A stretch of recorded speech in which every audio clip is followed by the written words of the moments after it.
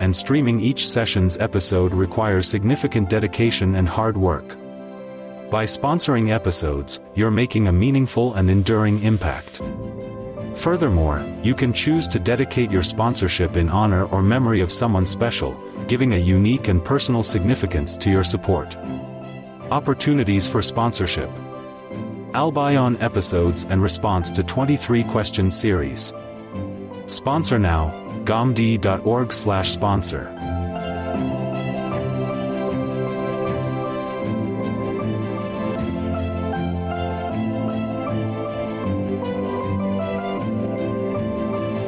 Gomdi Center of Islamic Learning is an institution dedicated to critically reviewing traditional interpretations and addressing contemporary issues within the framework of the Quran and Sunnah. Through various initiatives, such as YouTube conversations, lectures, seminars, publications, and online resources, we aim to reform the Muslim religious thought by reviving and restoring the Quran and Sunnah's priority as the guiding lights of Islam's core. Presently, the Gomdi Center has expanded its presence to Udemy, offering our courses at highly discounted rates. Our recently published course is titled, Stylistics of the Quran. As we all know, the key to understanding the Quran is through its language.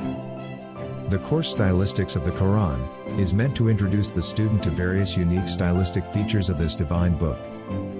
Those who attempt this course will find themselves delving deep into the eloquence and subtleties of the Quranic language, and will enjoy a deeper connection with the Holy Book. The course has been divided into 6 modules, and study material is additionally provided. Enroll today through the link provided in the description, and learn the stylistics of the Quran.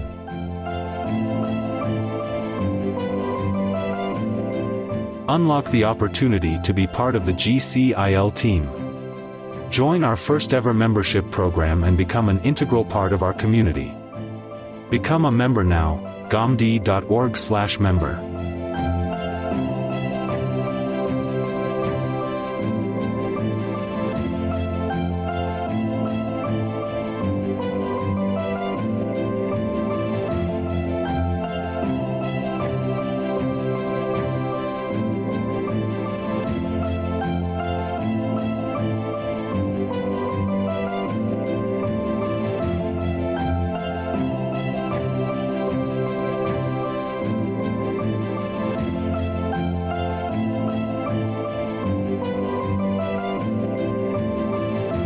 Delve into the spiritual and intellectual richness of the Quran with GCIL's animated Urdu translations.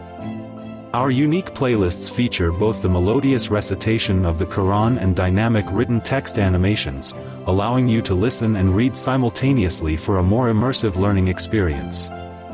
These carefully crafted animations enhance understanding and retention, making the sacred messages more accessible and engaging.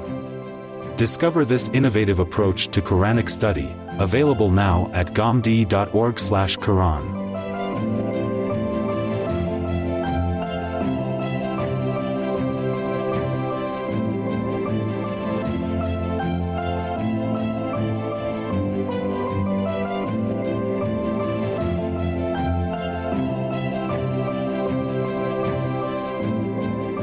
Support the translation of invaluable scholarly work, done by our scholars in Urdu into English with your donation.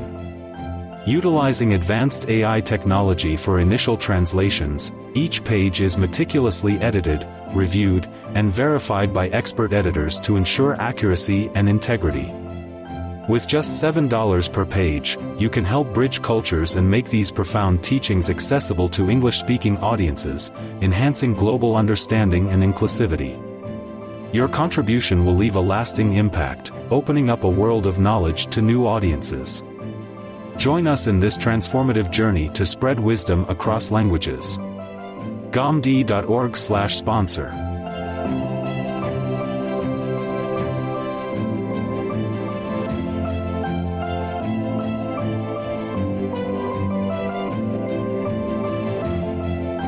Ask Gomdi Live is an online Zoom web conference exclusively for our valued Ask Gomdi app users. If you ever wish to speak with Javed Ahmed Ghamdi and directly ask questions, you do not need to wait any longer. Explore the depths of scholarly thought at GCIL Bookstore, your gateway to a carefully curated collection of Urdu and English literature.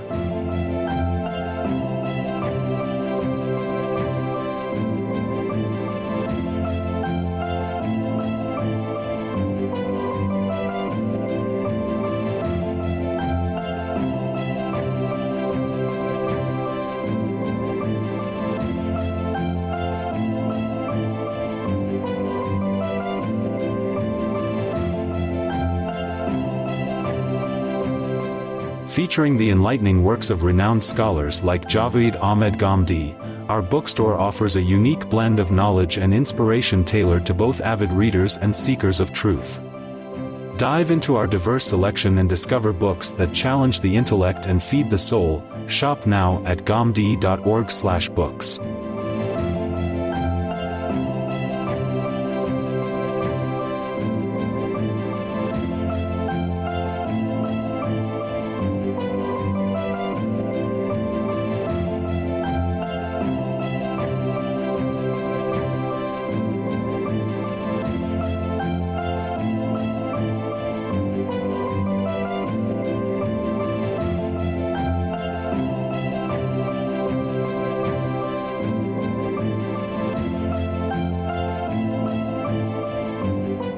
Sponsor audiobook creation. Your sponsorship can bring our teachings to life in a new format. By funding the creation of an audiobook, you help us reach audiences who prefer audio learning. ghamdi.org/sponsor.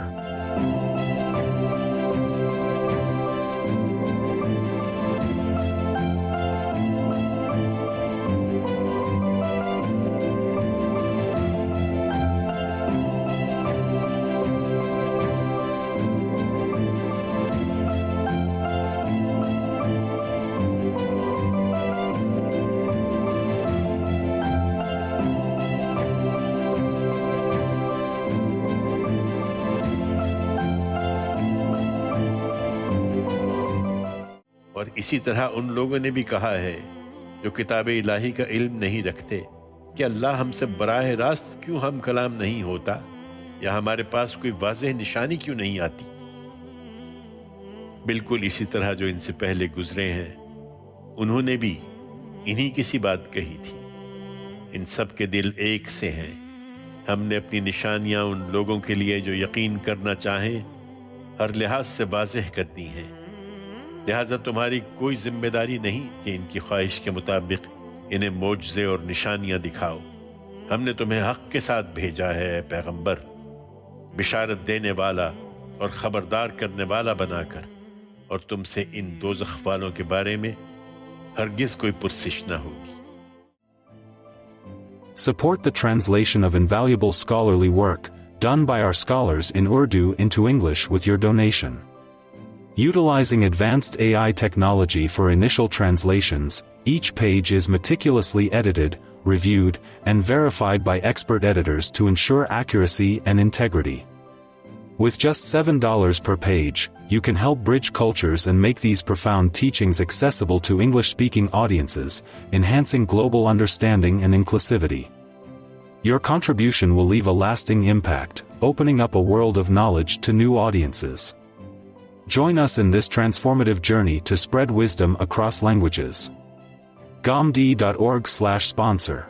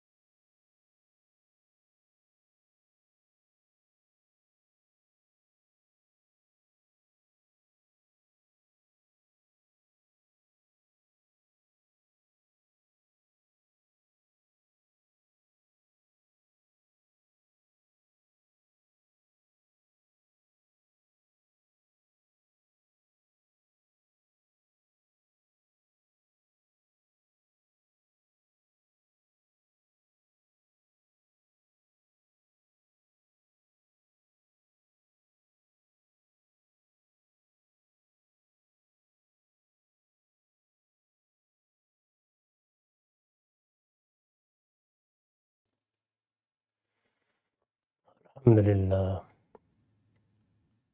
للہ رب العالمین والصلاة والسلام علی محمد الامین اعوذ باللہ من الشیطان الرجیم بسم اللہ الرحمن الرحیم۔ خواتین و حضرات، ہم سورہ بنی اسرائیل کی آیت 97 سے درس کی ابتدا کر رہے ہیں۔ اس سے پیچھے تنبیہ فرمائی کہ اگر محض ضد اور ہٹ درمی کی وجہ سے حق کو قبول کرنے سے انکار کر رہے ہو تو کرتے رہو، ہم جو کچھ کہہ رہے ہیں اور جو کچھ بیان کر رہے ہیں اس کے لیے اللہ کی گواہی کافی ہے۔ اللہ پروردگار عالم نے جب ہماری ہدایت کا اہتمام کر دیا، صحیح بات ہمیں بتا دی، ہماری ذمہ داری صرف یہ ہے کہ وہ تم تک پہنچا دیں۔ اس کے بعد یہ فیصلہ کہ کیا حق ہے کیا باطل ہے، اس کا کیا نتیجہ نکلنا ہے، وہ پروردگار نکالے گا۔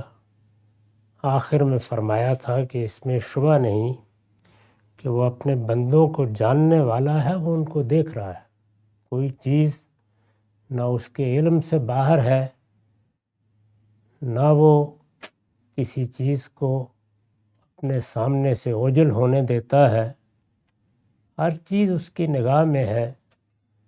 تمہارا عمل اور ہمارا عمل دونوں اس کی بارگاہ میں پیش ہو رہے ہیں، وہ فیصلہ فرما دے گا۔ اس کے بعد اب ارشاد ہوا وَمَن يَهْدِ اللَّهُ فَهُوَ الْمُهْتَدِ وَمَن يُضْلِلْ فَلَن تَجِدَ لَهُمْ أَوْلِيَاءَ مِن دُونِهِ۔ حقیقت یہ ہے کہ جس کو اللہ اپنے قانون کے مطابق ہدایت سے بہرہ یاب کرے گا وہی ہدایت پانے والا ہوگا۔ یہ بات جگہ جگہ واضح کی گئی ہے کہ اللہ تعالیٰ نے اپنے بندوں کو جب اس دنیا میں بھیجا ہے تو ان کے ساتھ معاملہ کرنے کے کچھ قاعدے مقرر کیے ہیں۔ قرآن مجید نے اس پر تو تنبیہ کر دی ہے کہ اللہ کی ذات کیا ہے یہ سمجھنا تمہارے لیے ممکن نہیں ہے۔ تمہاری عقل، تمہارا علم اللہ کے اقرار تک تو لے جائے گا، لیکن اس کی ذات جیسی کوئی چیز چونکہ مخلوقات میں سرے سے ہے ہی نہیں، اس لیے اس کی ذات تک تم رسائی نہیں حاصل کر سکتے، البتہ اس کی صفات کو سمجھ سکتے ہو، اور وہ بھی اس لیے کہ ان صفات کا ادنا سے ادنا درجے میں کچھ پرتو تم پر بھی پڑا ہے۔ اور دوسرے اس کے سنن کا لفظ قرآن میں ان طریقوں کے لیے آتا ہے جو اللہ تعالیٰ اپنے بندوں کے ساتھ معاملہ کرنے کے لیے اختیار کرتے ہیں۔ یعنی انہوں نے یہ دنیا بنائی، اس میں انسان کو بھیجا، جنات پیدا کیے، فرشتے پیدا کیے، تو اب ہر مخلوق کے ساتھ وہ کس قانون، کس قاعدے کے مطابق معاملہ کر رہے ہیں۔ ہم جب کوئی نظم قائم کرتے ہیں تو دستور بناتے ہیں، روایات قائم کرتے ہیں، عرف وجود میں آتا ہے۔ اس کا مقصد یہی ہوتا ہے کہ فریقین کے مابین معاملہ کرنے کے طریقے اور آداب طے ہو جائیں۔ اللہ نے بھی طے کر رکھے ہیں، ان کو قرآن مجید میں سنن سے تعبیر کیا جاتا ہے۔ یہ سنن میں نے اپنی کتاب میزان میں جب اس باب کی تفصیلات کی ہیں تو متعین کر کے 7 بیان کر دیں۔ ان میں ایک اہم سنت ہدایت اور گمراہی کی سنت، یعنی ہدایت کیسے ملتی ہے، اس لیے کہ جس دنیا میں ہمیں بھیجا گیا ہے اس میں ہمارا امتحان یہی ہے کہ ہم ہدایت پانے والے بنیں اور ضلالت یا گمراہی سے بچیں۔ تو ہدایت کا قانون کیا ہے اور انسان گمراہ کیسے ہوتا ہے، اس کو اللہ تعالیٰ واضح کرتے ہیں، یہ ان کی سنت ہے۔ قرآن مجید میں یہ بتایا گیا ہے کہ پہلا مرحلہ خود انسان طے کرتا ہے، ہدایت کی طرف جانے کا ارادہ اس کے اندر پیدا ہوتا ہے۔ وہ جب ارادہ کر لیتا ہے اور پھر یہ معلوم ہو جاتا ہے کہ یہ ارادہ محکم ہے، وہ ہدایت کا سچا طالب ہے، تو اللہ تعالیٰ یہ دیکھتے ہیں کہ جو ہدایت میں نے اس کو اس کی فطرت میں دے کر پیدا کیا ہے، اس کے بارے میں اس کا رویہ کیا ہے۔ اگر وہ رویہ قدر افزائی کا ہے، انسان فطرت کی اس ہدایت سے فائدہ اٹھاتا ہے، اپنی خواہشات اور جذبات سے مغلوب ہو کر اس آواز کو سننے سے انکار نہیں کرتا، تو اس قدر افزائی کے صلے میں اللہ تعالیٰ اپنے فرشتوں سے یہ کہتا ہے کہ اب اس کی مدد کرو تاکہ یہ ہدایت کے اگلے مراحل طے کر سکے۔ پھر جتنا جتنا وہ اگلے مراحل میں اسی رویے کے ساتھ آگے بڑھتا جاتا ہے، توفیق ملتی چلی جاتی ہے، یہاں تک کہ پھر اللہ تعالیٰ ہاتھ سے پکڑ کر اپنے بندے کو منزل تک پہنچا دیتا ہے۔ اسی کو بیان کیا ہے کہ والذین جاہدوا فینا لنہدینہم سبلنا، ہماری راہ میں صحیح طریقہ اختیار کر کے چلو گے تو ہم نے اپنے اوپر لازم کر رکھا ہے کہ تمہیں ہدایت تک پہنچا دیں۔ تو یہ سنت الہی ہے، اللہ کا طریقہ ہے۔ اب اس کے برخلاف اگر انسان غلط ارادہ کرتا ہے، اپنی خواہشات سے جذبات سے مغلوب ہو کر فطرت میں جو ہدایت دی گئی ہے اس کو قبول کرنے سے انکار کر دیتا ہے، اس کی ناقدری کرتا ہے، تو اللہ تعالیٰ اس کو مہلت دیتے ہیں۔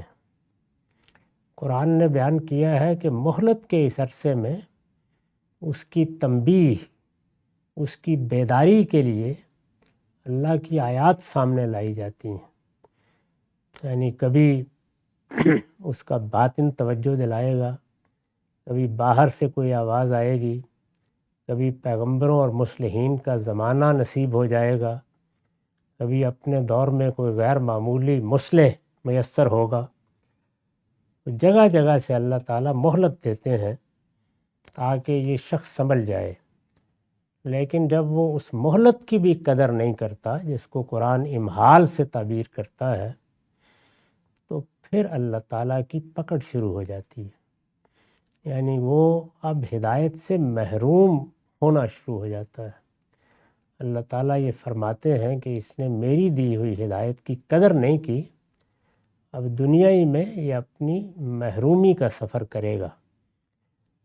وہ منزل پھر اس میں آ جاتی ہے جس کو سورہ زخرف میں بیان کیا ہے کہ وَمَن یَعْشُ عَن ذِکْرِ الرَّحْمَٰن، جب وہ اللہ کی یاد دہانی سے جو قرآن میں نازل ہوئی، پیغمبروں نے بتائی، مصلحین نے تنبیہ کی، منہ موڑ لیتا ہے، سننے کے لیے تیار ہی نہیں ہوتا، اس کی ناقدری کرنے کے لیے آخری درجے کا اقدام کر دیتا ہے۔ تو جس طرح پہلے مرحلے میں فرشتوں سے کہا جاتا ہے کہ اس کی مدد کرو، اب نقیض لہو شیطان، اب شیاطین کو ایما کیا جاتا ہے کہ جاؤ اس پر مسلط ہو جاؤ، پھر وہ مسلط ہو جاتے ہیں، وہ پھر جدھر چاہتے ہیں آدمی کو لیے پھرتے ہیں، یہاں تک کہ وہ وقت آ جاتا ہے جب اللہ تعالیٰ کہتے ہیں کہ وہ ناقدری کرتے کرتے ایسا راندہ درگاہ ہو جاتا ہے کہ ہم اس کے دل پر مہر کر دیتے ہیں کہ اب اگر ہدایت کی کوئی بات یہ سنے بھی تو اندر داخل نہ ہو سکے۔ یہ سزا اس کو دنیا میں ملتی ہے اور پھر اسی طرح وہ رخصت ہو جاتا ہے۔ تو یہ ہدایت اور ضلالت، ہدایت اور گمراہی کا قانون ہے، اس کا یہاں حوالہ دیا ہے، معاف کیجیے۔ اور فرمایا ہے کہ حقیقت یہ ہے کہ جس کو اللہ اپنے قانون کے مطابق ہدایت سے بہرہ یاب کرے گا وہی ہدایت پانے والا ہو، یعنی اس قانون کی خلاف ورزی کر کے کوئی ہدایت نہ خود پا سکتا ہے، نہ کوئی پیغمبر اس کو ہدایت دے سکتا ہے۔ رسول اللہ صلی اللہ علیہ وسلم چونکہ اس منصب پر فائز ہیں، یہ کلام انہی کی زبان سے پڑھ کے سنایا جا رہا ہے، سامنے مخاطبین ہیں، وہ بجائے اس کے کہ ہدایت پائیں، طرح طرح کی مشغافیاں کرتے، مین میخ نکالتے، دائیں بائیں سے گریز اور فرار کے راستے اختیار کرتے ہیں، تو پیغمبر کو بھی آزردگی ہوتی ہے کہ میں تو ان کے بھلے کی بات بتا رہا ہوں، آخر یہ کیوں نہیں سنتے؟ یہ اس سیاق میں فرمایا ہے کہ نہیں، ہدایت اس طرح نہیں ملتی، نہ نگاہ مرد مومن سے تقدیر بدلتی ہے، نہ کسی کی دعائیں کام آتی ہیں، اس کا ایک بے لاگ قانون ہے۔ اس قانون کے مطابق آدمی ہدایت کا سچا طالب ہوگا تو ہدایت پالے گا، اور جس کو اللہ اس قانون کے مطابق گمراہی کے راستے پر لے جائے، ایسے گمراہوں کے لیے پھر کوئی مددگار نہیں ہوتا، نہ پیغمبر، نہ صالحین، نہ کوئی بڑی سے بڑی شخصیت، نہ حالات، نہ وقائع، کچھ بھی نہیں ہوتا۔ تو یہ واضح کر دیا کہ نہ ہدایت کوئی الٹپ چیز ہے، نہ گمراہی ایسے ہی آ جاتی ہے، دونوں کا ایک بے لاگ قانون ہے، اس کے مطابق ملتی ہے، اس کے مطابق آدمی محروم ہوتا ہے۔ حقیقت یہ ہے کہ جس کو اللہ اپنے قانون کے مطابق ہدایت سے بہرہ یاب کرے گا وہی ہدایت پانے والا ہوگا۔ وَمَن يَهْدِ اللَّهُ فَهُوَ الْمُهْتَدِ وَمَن يُضْلِلْ فَلَن تَجِدَ لَهُمْ أَوْلِيَاءَ مِن دُونِهِ، اور جس کو وہ گمراہی میں ڈال دے گا یعنی اپنے قانون کے مطابق، تو ایسے گمراہوں کے لیے تم اس کے سوا دوسرے کوئی مددگار نہ پاؤ گے، یعنی پھر اللہ ہی ہدایت دے، پھر کسی اور کے بس کی چیز نہیں۔ اس پر میں نے لکھا ہے یہ ہدایت و ضلالت گمراہی، یہ ہدایت و ضلالت کے باب میں سنت الہی کا بیان ہے، اللہ کی سنت، اللہ کے طریقے کا بیان ہے۔ آیت میں آگے امیم و بکمم و سما کے الفاظ اشارہ کر رہے ہیں کہ وہ اسی لیے گمراہی میں پڑیں گے اور بالآخر جہنم کا ایندھن بن جائیں گے کہ دنیا میں اندھے، گونگے اور بہرے بنے رہے، یعنی دو لفظوں میں اس کو ادا کیجئے تو گویا ہدایت ان کو ملتی ہے جو آنکھیں کھول کر، بصیرت کی آنکھیں کھول کر چیزوں کو دیکھتے ہیں، جو صحیح سچی بات کو طالب علم بن کے سنتے ہیں، اور جتنا جتنا حق واضح ہوتا چلا جاتا ہے اپنے تعصبات کے اسیر نہیں رہتے، اس کی گواہی دیتے چلے جاتے ہیں۔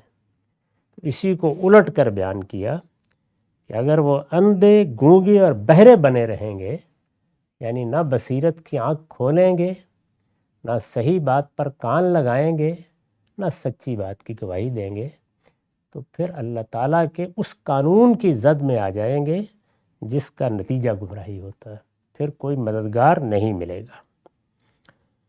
ارشاد فرمایا وَنَحْشُرُهُمْ يَوْمَ الْقِيَامَةِ عَلَىٰ وُجُوهِهِمْ عُمْيًا وَبُكْمًا وَصُمًّا، قیامت کے دن اس طرح کے لوگوں کو، قیامت کے دن ہم ان کو ان کے منہ کے بل گھسیٹتے ہوئے اکٹھا کریں گے۔ یعنی اللہ تعالیٰ جب دنیا سے بندوں کو لے جاتا ہے تو جیسے کہ قرآن میں بیان ہوا ہے، فرشتے آتے ہیں اور انسان کی اصل شخصیت کو کہتے ہیں کہ اخرجوا انفسکم، جو کچھ تمہارے اندر وہ شخصیت ہے باہر دے دو، تو وہ ان کے سپرد ہو جاتی ہے۔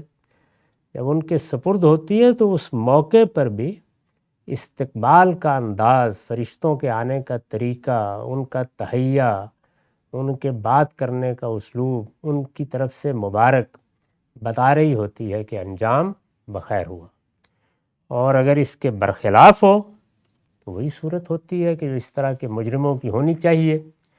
تو قیامت میں بھی جب برزخ میں صدیوں سونے کے بعد اٹھیں گے تو فرمایا کہ اس حال میں ان کا استقبال ہوگا، اس طرح کے متکبرین کا، جنہوں نے جانتے بوجھتے گمراہی کو اختیار کیا۔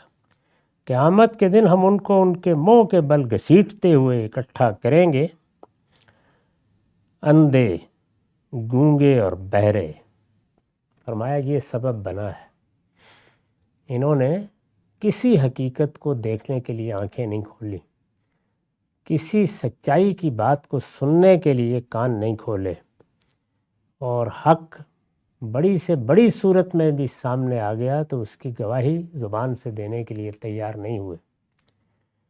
تو قیامت میں بھی اندھے، گونگے اور بہرے ایسے ہی اٹھیں گے۔ ان کا ٹھکانہ جہنم ہے، ماواہم جہنم۔ اس پر میں نے عربیت کے طالب علموں کو توجہ دلائی ہے کہ اصل میں نحشرہم یوم القیامت علی وجوہہم کے الفاظ آئے ہیں۔ ان میں علی جس مفہوم پر دلالت کر رہا ہے، ہم نے ترجمے میں اسے کھول دیا ہے۔ یعنی یہاں نحشرہم کے بعد ایک صلہ یا ایک پرپوزیشن آ گئی ہے، اس میں ایک فعل مقدر ہو گیا ہے، تو اس کو کھول دینا چاہیے۔ میں نے ترجمے میں کھول دیا ہے۔ قیامت کے دن ہم ان کو ان کے منہ کے بل گھسیٹتے ہوئے اکٹھا کریں گے، اندھے، گونگے اور بہرے ان کا ٹھکانہ جہنم ہے۔ کلما خبت زدناہم سعیرا، اس کی آگ جب کبھی دھیمی ہونے لگے گی، ہم اس کو ان پر مزید بھڑکا دیں گے۔ یعنی یہ خیال نہ کریں کہ ان کو وہاں کوئی عافیت مل جائے گی یا جس جہنم میں جائیں گے وہ کبھی ٹھنڈی ہو جائے گی، یہ خیال نہ کریں۔ متکبرین کے لیے کوئی گنجائش نہیں ہے، تو یہ ان کی سزا بیان کی۔ ذالک جزاؤہم بانہم کفروا بآیاتنا، یہ ان کا بدلہ ہے اس لیے کہ انہوں نے ہماری آیتوں کا جانتے بوجھتے انکار کیا۔ یعنی ان کے سامنے ہماری آیتیں آئیں۔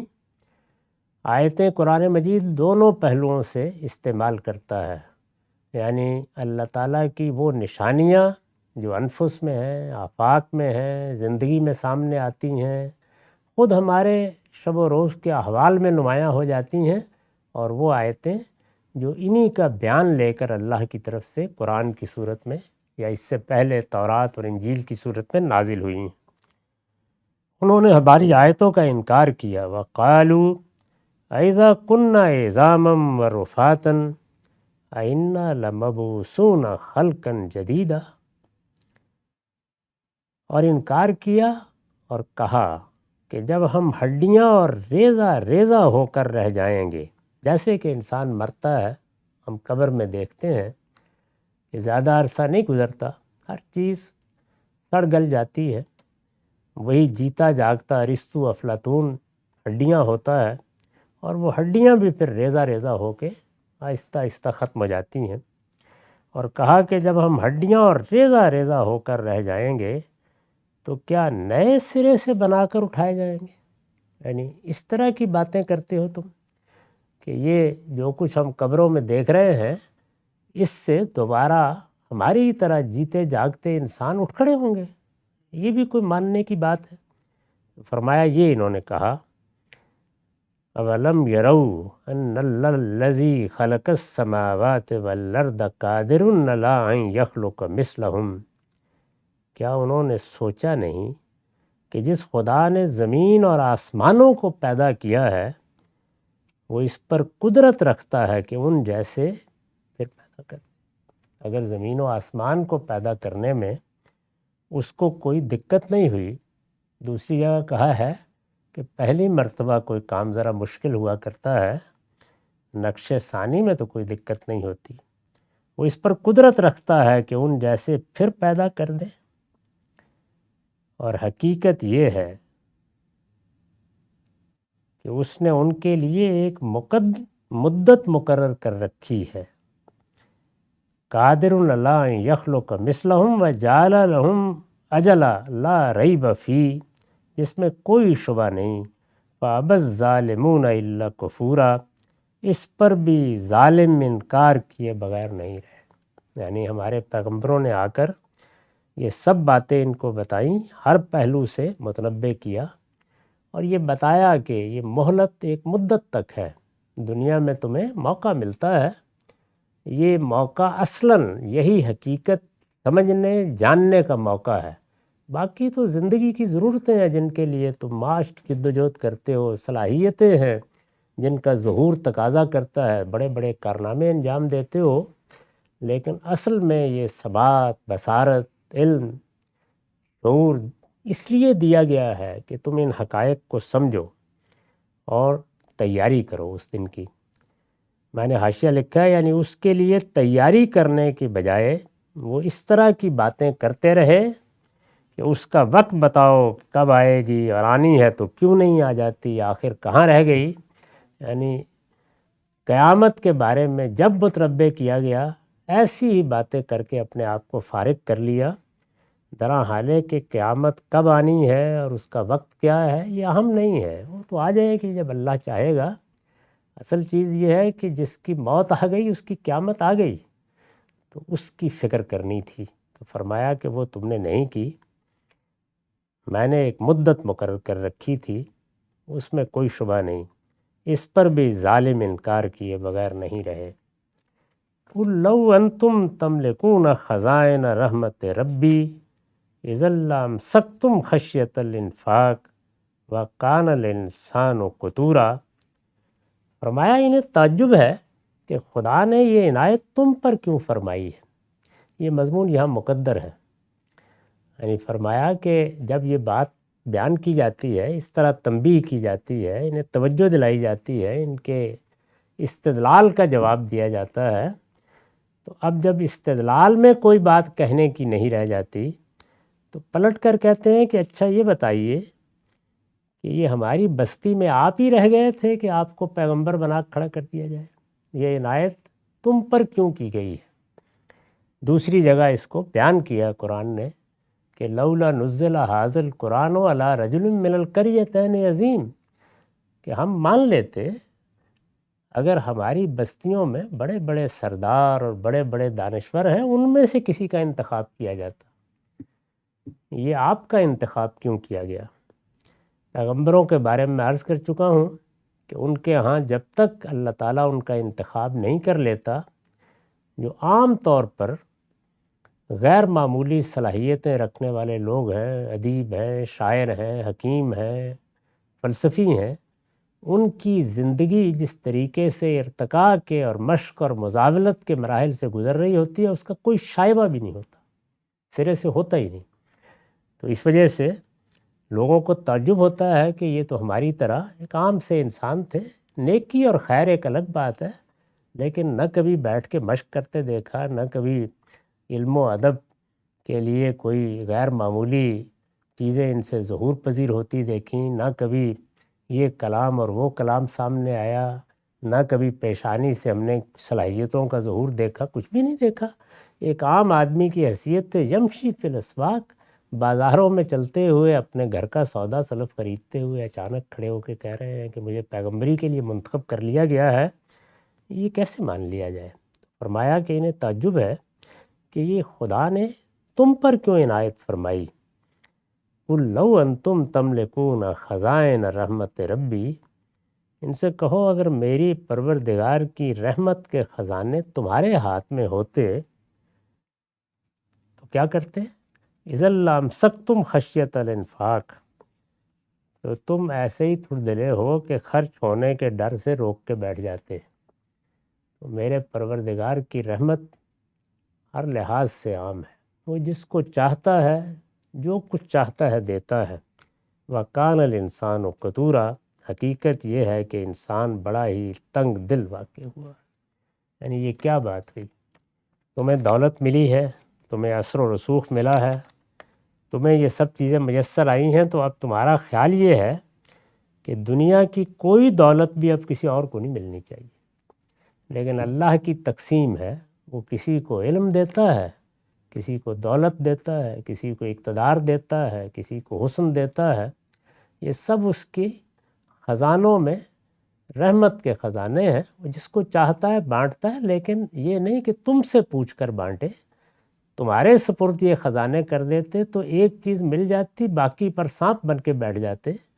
وہ پروردگار جس کو جس کا اہل سمجھتا ہے اس کے لحاظ سے دیتا ہے، تو تمہیں جس کا اہل سمجھا وہ تمہیں دے دیا، اور پیغمبری کے لیے جیسے اعلیٰ اخلاق کی شخصیت چاہیے تھی ان کا انتخاب کر لیا۔ انک علی خلق عظیم، تو یہ بتایا ہے کہ اصل میں پیغمبری کے لیے تو خیار الناس مطلوب ہوتے ہیں، یعنی اخلاق کے لحاظ سے، سیرت کے لحاظ سے اعلیٰ ترین ہستیاں، باقی یہ دنیا میں جو نعمتیں ہیں وہ میں نے تقسیم کر رکھی ہوئی ہیں۔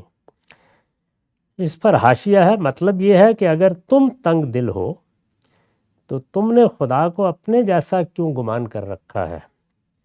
استاذ امام کے الفاظ میں اس نے جن خزف ریزوں کا ٹھیکریوں کا اہل تم کو پایا وہ تمہارے حوالے کیے، اور جس فضل عظیم کے لیے میرا انتخاب فرمایا تمہارے اور بنی اسرائیل کے الرغم یعنی ان کی خواہش کے خلاف اس سے مجھ کو نواز دیا۔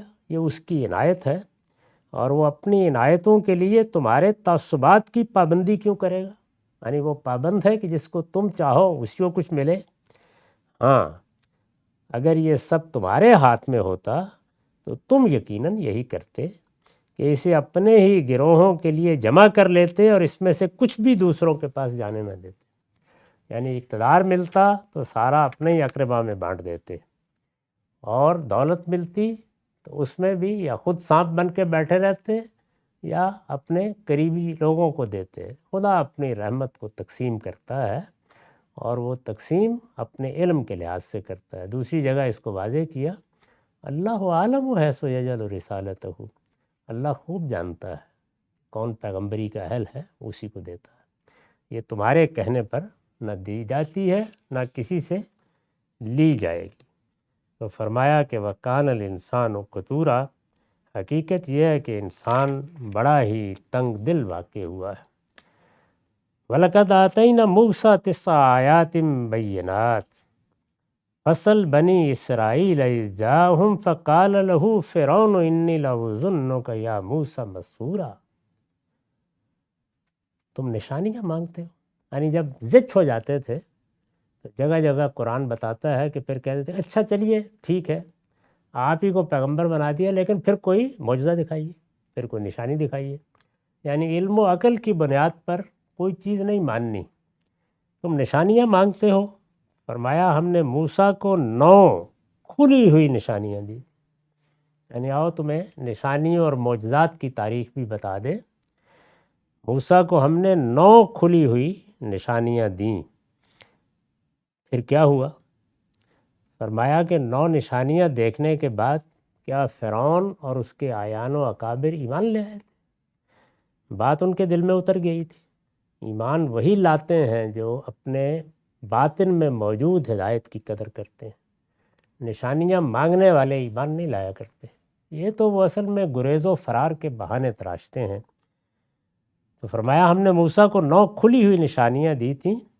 فصل بنی اسرائیل، تو بنی اسرائیل سے پوچھ لو، اذ جاءہم، کہ جب موسیٰ ان کے پاس آیا تو پھر یہ نشانیاں دکھائی گئیں۔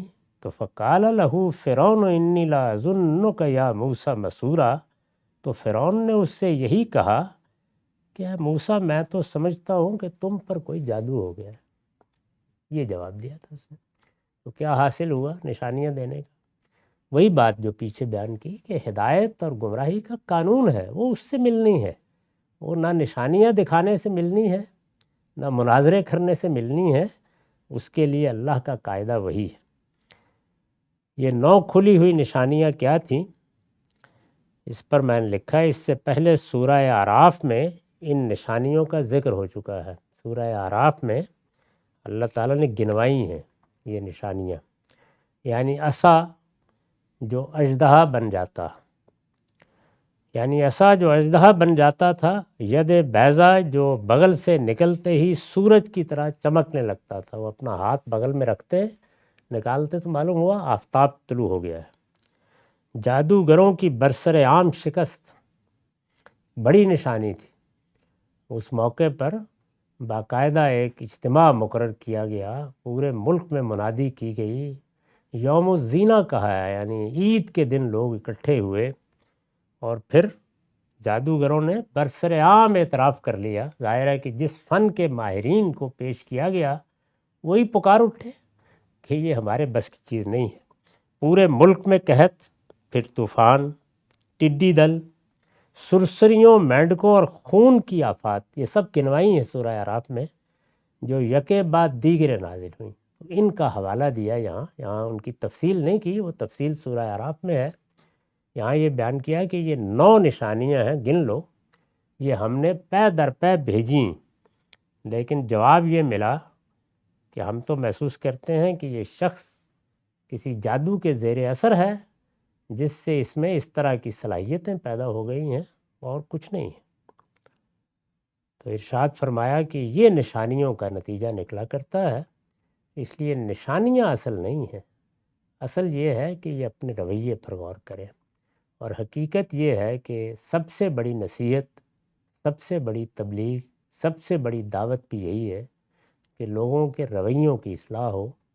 اگر لوگوں کا رویہ سچے طالب علم کا نہیں ہے تو خدا کہتا ہے کہ میری ہدایت ایسی سستی بھی نہیں ہے کہ میں ہر شخص کے ظرف میں ڈال دوں، پھر وہ لوگ محروم ہی رہتے۔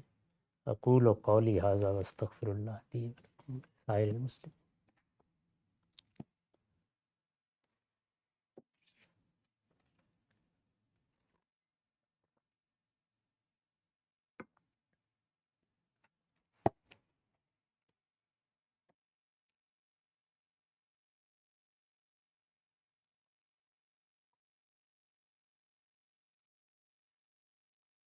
بسم اللہ الرحمن الرحیم۔ ہم ان روایتوں کا باب پڑھ رہے ہیں جس میں وضو کے بارے میں بعض ضروری چیزیں بیان ہوئی ہیں۔ اس میں ایک بحث یہ پیدا ہو گئی اور صحابہ میں پیدا ہو گئی کہ رسول اللہ صلی اللہ علیہ وسلم نے کھانا کھانے کے بعد، یعنی کہیں کوئی گوشت پکا ہوا یا بھنا ہوا کھایا اور وضو کیا، دراحالے کہ آپ کا وضو تھا، تو یہ بحث پیدا ہو گئی کہ کیا کھانا کھانے سے وضو ٹوٹ جاتا ہے؟ یعنی وضو کے نواقص سے تو ہم واقف ہیں، کن چیزوں سے ٹوٹتا ہے۔ یہ بحث ہے جس میں پھر مختلف روایتیں لوگوں نے بیان کی ہیں۔ میں اس کی وضاحت کر چکا ہوں کہ ایسا کچھ نہیں تھا۔ وضو کے دو پہلو ہیں، ایک یہ کہ وضو فلاں فلاں چیز سے ٹوٹ جاتا ہے، اس سے مسلمان واقف ہیں، وہ سب چیزیں اجماع اور تواتر سے منتقل ہو گئی ہیں، اور جب ٹوٹ جاتا ہے تو پھر نماز نہیں پڑھی جا سکتی جب تک دوبارہ وضو نہ کر لیا جائے۔ یہ جانی پہچانی بات ہے۔ لیکن کچھ صورتیں ایسی پیدا ہوتی ہیں جن میں انسان خیال کرتا ہے کہ کچھ وضو کی کیفیت نہیں رہی، یعنی وضو تو ہے، کوئی ناقص پیش نہیں آیا، وضو ٹوٹا نہیں ہے۔ مثال کے طور پر وضو کیا ہوا تھا، اس وضو سے نماز بھی پڑھی تھی، اس کے بعد بیٹھ گئے اور گپ شپ شروع ہو گئی۔ تو انسان ہے، بعض اوقات گپ شپ لغویات کی صورت اختیار کر لیتی ہے۔ اب آدمی یہ سوچتا ہے کہ ایسے ہی اٹھ کے اللہ کی بارگاہ میں چلا جاؤں۔ اسی طرح کی صورت جو بعض لوگ بعض تسکین کی چیزیں استعمال کرتے ہیں، کوئی نسوار منہ میں لے لی، کوئی سگریٹ پینا شروع کر دی، اس میں بھی یہی خیال ہوتا ہے۔ ایسے ہی جیسے کہ بعض روایتیں میں بیان کر چکا ہوں، کھانا کھانے کے بعد بھی کبھی کھانا ایسا ہوتا ہے، خاص طور پر اونٹوں کے گوشت کے بارے میں بیان ہوا ہے کہ ایسے لگتا ہے جیسے منہ میں چکنائی بھر گئی، تو اس میں بھی یہی کیفیت مجروح ہوتی ہے۔ تو حضور نے اس میں جب اس طرح محسوس کیا تو دوبارہ وضو کر لیا۔ تو یہ گویا ایک کام کے بارے میں وہ حساسیت ہے کہ میں اللہ کی بارگاہ میں جا رہا ہوں، اچھا ہے۔ اس میں دونوں چیزیں پیچھے بیان ہو گئی ہیں، یعنی اگر تو کوئی ایسی چیز نہیں ہے، طبیعت میں بھی نشاط ہے اور اس کے بابست کے کچھ کھایا پیا ہے، لیکن اسی نشاط کے ساتھ وضو تھا، نماز پڑھی، ٹھیک ہے، بالکل۔ محسوس کیا کہ ایسی کوئی صورت ہے کلی کی، اس سے طبیعت بحال ہو گئی، وہ اثر دور ہو گیا، نماز پڑھ لیں۔ اور اگر یہ محسوس ہوتا ہے کہ نہیں، وضو ہی کر لینا چاہیے، تو یہ اچھی بات ہے۔ تو دین میں ہر چیز کے دو درجے ہوتے ہیں، ایک جب وہ لازم ہو جاتی ہے اور ایک جو اس کے پسندیدہ مواقع ہیں، تو یہ ان کا بیان تھا۔ لیکن بہرحال لوگوں میں غلط فہمی پیدا ہو گئی اس معاملے میں، تو اس میں پھر صحابہ میں بہت بحث ہے۔ تو یہ بھی اسی سلسلے کی اب آخری روایت ہے، اس کو بھی سن لیجئے۔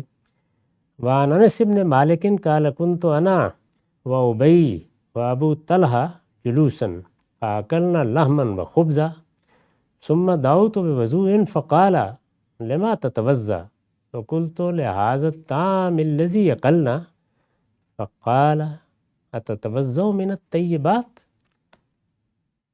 لم يتوضا منه من هو خیر منك۔ یہ مسند احمد کی روایت ہے، یہاں مشکات میں اس کا رقم ہے 329۔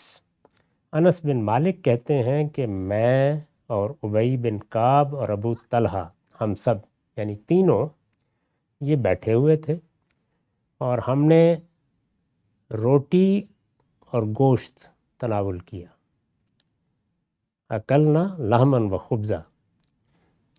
اس کے بعد میں نے وضو کا پانی منگوایا، خیال تھا کہ نماز پڑھنی ہے تو وضو کر لیا جائے۔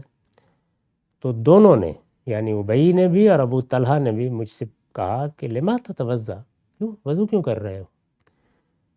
تو میں نے کہا کہ یہ جو کھانا کھایا ہے اس کی وجہ سے وضو کر رہا ہوں۔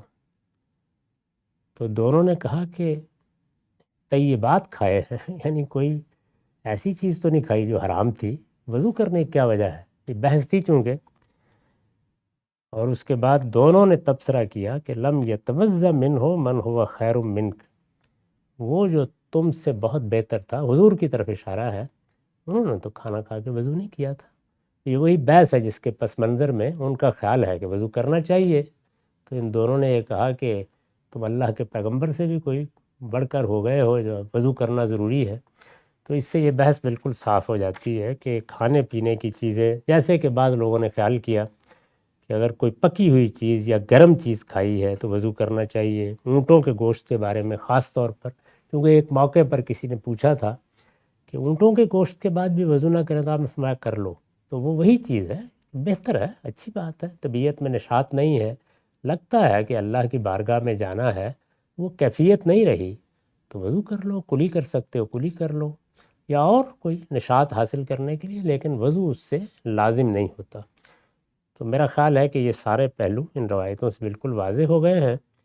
اور سیدنا عبداللہ بن عباس کا وہ تبصرہ یاد رکھیے، اب کچھ لوگوں نے اصرار کیا کہ نہیں حضور نے تو کیا تھا وضو تو ہم تو کریں گے، تو انہوں نے کہا کہ اچھا پھر گرم پانی سے تو تمہارا وضو کبھی ہوگا ہی نہیں، اس لیے کہ جب جب کرو گے تو وضو ٹوٹتا جائے گا۔ تو یہ انہوں نے گویا مذاق کے انداز میں توجہ دلائی کہ بالکل ہی بیوقوفی کی بات ہے، اس کو چھوڑو، اتنی ہی بات ہے جتنی واضح ہو گئی۔ اب اس کے بعد اگلا باب آداب الخلا کا ہے، یعنی رفع حاجت میں کیا آداب اللہ کے پیغمبر نے سکھائے۔ یہ ذہن میں رہے کہ ہمارے دین میں عبادات کے بعد 4 ہی بنیادی چیزیں، یعنی دین کا کانٹینٹ، دین کا موضوع کیا ہے۔ تطہیر بدن یعنی بدن کی پاکیزگی، تطہیر خورونوش، انسان اپنے کھانے پینے کو پاکیزہ رکھے، اور سب سے بڑھ کر تطہیر اخلاق، انسان کے اخلاق کی وجود کی پاکیزگی، بس یہی دین ہے۔ عبادات چوتھی چیز ہے۔ تو اس وجہ سے یہ جتنے بھی آداب اس وقت زیر بحث ہیں وہ سب تطہیر بدن سے متعلق، یعنی پاکیزگی، تزکیہ، پیوریفیکیشن، یہ دین کا مقصد ہے۔ دین اپنی ساری ہدایت اسی دائرے میں محدود رکھتا ہے۔ سیاست، معیشت، معاشرت کے مسائل حل کرنے ہیں، سائنسی تحقیقات کرنی ہے، اس کے لیے اللہ نے انسان کو بہت عقل دے رکھی ہے، اس میں دین کی طرف رجوع نہیں کرنا چاہیے۔ تو دین کا کانٹینٹ جو ہے بس اس دائرے میں۔ تو یہاں اب زیر بحث ہیں رفع حاجت کے آداب۔ عن ابی ایوب الانصاری قال قال رسول اللہ صلی اللہ علیہ وسلم اذا اتیتم الغائط فلا تستقبلوا القبلہ ولا تستدبروها ولكن شرقوا او غربوا۔ ابو ایوب انصاری بیان کرتے ہیں کہ رسول اللہ صلی اللہ علیہ وسلم نے فرمایا جب تم رفع حاجت کے لیے نکلو، یہ ذہن میں رہے کہ اس وقت جو ہماری خوابگاہوں کے ساتھ رفع حاجت کی جگہ بن گئی ہیں، ہمارے جلیل القدر استاد کہا کرتے تھے کہ انسانی تمدن کا آخری قدم ہے یہ۔ جس زمانے میں اللہ کے پیغمبر تھے تو جنگل میں جانا پڑتا تھا، باہر لوگ جاتے تھے، اور میں نے اپنے بچپن میں دیہات میں وہ زندگی دیکھی ہے کہ کیا مشکلات ہیں اور کیا چیزیں ہوتی ہیں۔ تو کھلے میں جا کے کوئی نشیبی جگہ تلاش کرتے تھے، یعنی کہیں کوئی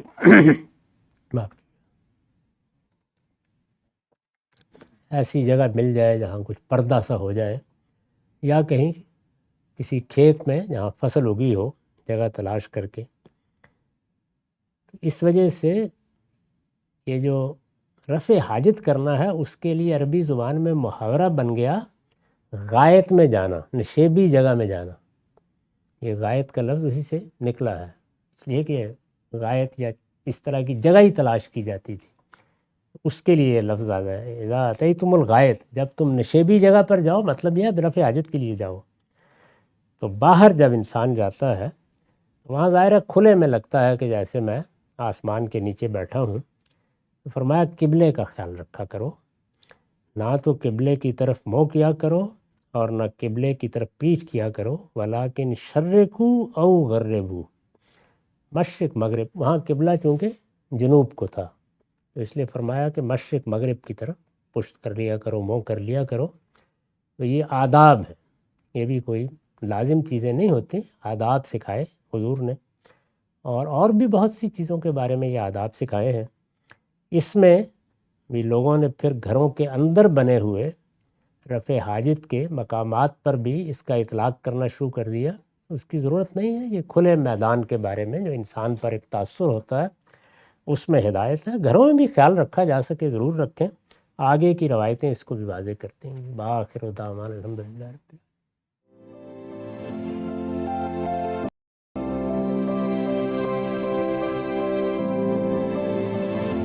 Sponsor an episode. Producing, editing, and streaming each session's episode requires significant dedication and hard work. By sponsoring episodes, you're making a meaningful and enduring impact. Furthermore, you can choose to dedicate your sponsorship in honor or memory of someone special, giving a unique and personal significance to your support. Opportunities for sponsorship. Al-Bayan episodes and response to 23 question series. Sponsor now, gomd.org/sponsor.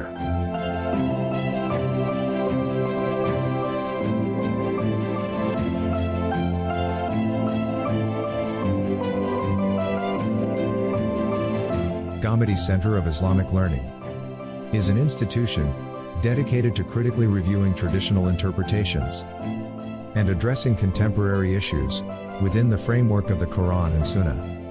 Through various initiatives, such as YouTube conversations, lectures, seminars, publications, and online resources, we aim to reform the Muslim religious thought by reviving and restoring the Quran and Sunnah's priority as the guiding lights of Islam's core. Presently, the Gomdi Center has expanded its presence to Udemy, offering our courses at highly discounted rates. Our recently published course is titled, Stylistics of the Quran. As we all know, the key to understanding the Quran is through its language. The course Stylistics of the Quran is meant to introduce the student to various unique stylistic features of this divine book. Those who attempt this course will find themselves delving deep into the eloquence and subtleties of the Quranic language, and will enjoy a deeper connection with the Holy Book. The course has been divided into 6 modules, and study material is additionally provided. Enroll today through the link provided in the description, and learn the stylistics of the Quran.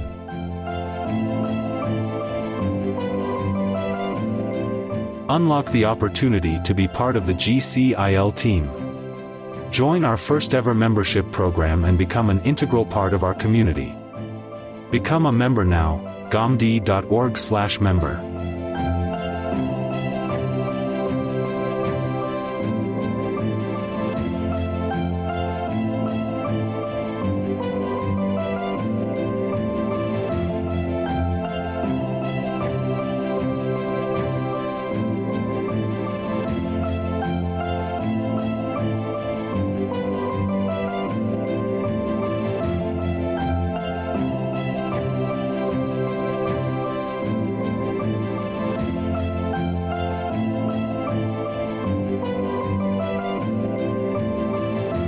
Delve into the spiritual and intellectual richness of the Quran with GCIL's animated Urdu translations. Our unique playlists feature both the melodious recitation of the Quran and dynamic written text animations, allowing you to listen and read simultaneously for a more immersive learning experience. These carefully crafted animations enhance understanding and retention, making the sacred messages more accessible and engaging.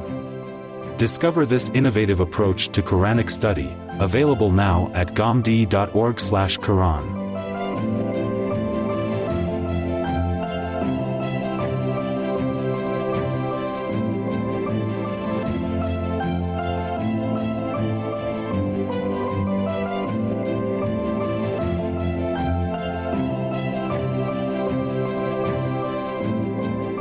Support the translation of invaluable scholarly work, done by our scholars in Urdu into English with your donation.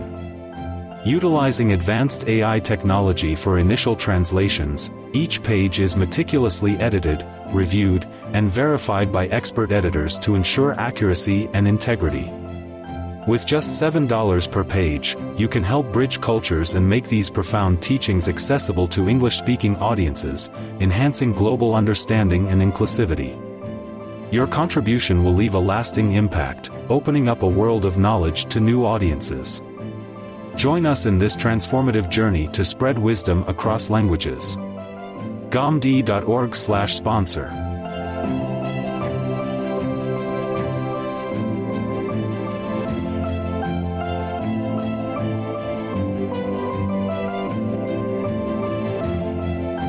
Ask Gomd Live is an online Zoom web conference exclusively for our valued Ask Gomd app users.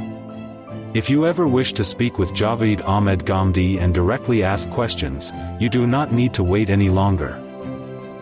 Explore the depths of scholarly thought at GCIL Bookstore, your gateway to a carefully curated collection of Urdu and English literature.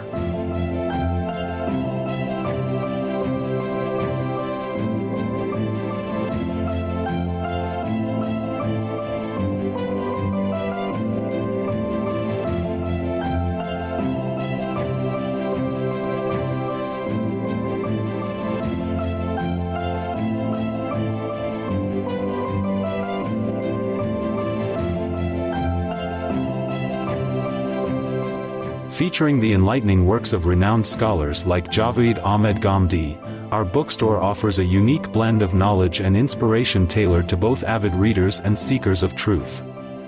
Dive into our diverse selection and discover books that challenge the intellect and feed the soul. Shop now at gomd.org/books.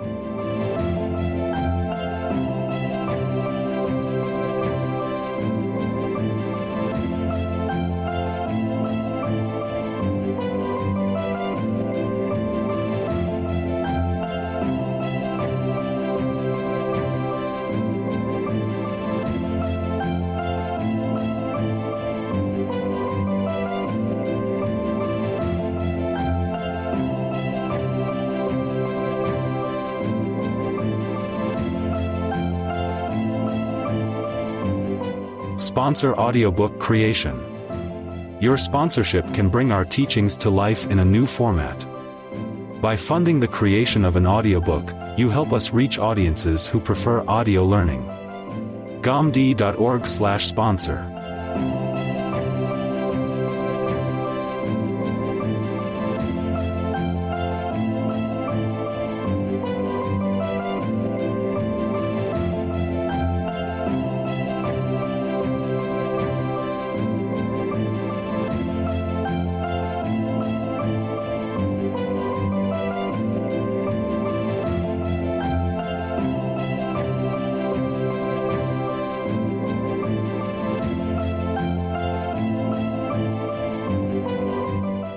और इसी तरह उन लोगों ने भी कहा है जो किताब इलाही का इल्म नहीं रखते कि अल्लाह हमसे बराह रास्त क्यों हम कलाम नहीं होता, या हमारे पास कोई वाज़ेह निशानी क्यों नहीं आती।